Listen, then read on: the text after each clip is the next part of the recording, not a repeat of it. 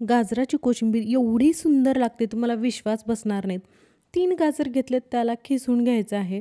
माझी खूप आवडीची आणि सोपी ही रेसिपी आहे.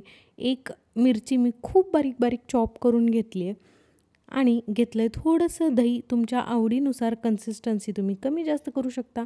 दह्याला थोडंसं फेटून घेते म्हणजे लम्स वगैरे राहणार नाहीत आणि छानपैकी पातळ होईल.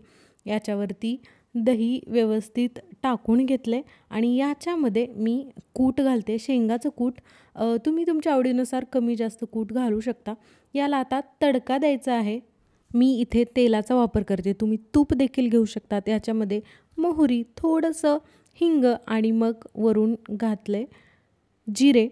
याचमध्ये आपल्याला थोडासा कढीपत्ता देखील ॲड करायचा आहे आणि छानपैकी तडका बसू द्यायचा आहे. लगेच गॅस बंद करून आपण जे मिश्रण तयार केलं होतं त्याच्यावरती तडका घालून घ्यायचा आहे आणि छानपैकी याला मिक्स करायचं आहे. चवीप्रमाणे मीठ टाका आणि थोडंसं साखर टाका. साखर जास्त व्हायला नको, थोडीशी साखर तुम्ही याच्यामध्ये टाका तुमच्या आवडीनुसार. खूप सुंदर रेसिपी आहे आणि खूप सोपी रेसिपी आहे. गेस्ट येणार असतील तर लवकरात लवकर होईल अशी ही रेसिपी आहे. त्याचबरोबर खूप हेल्दी देखील आहे. वेट लॉससाठी हेल्प करणारी ही रेसिपी तुम्हाला आवडली असेल तर चॅनलला नक्की सबस्क्राईब करा.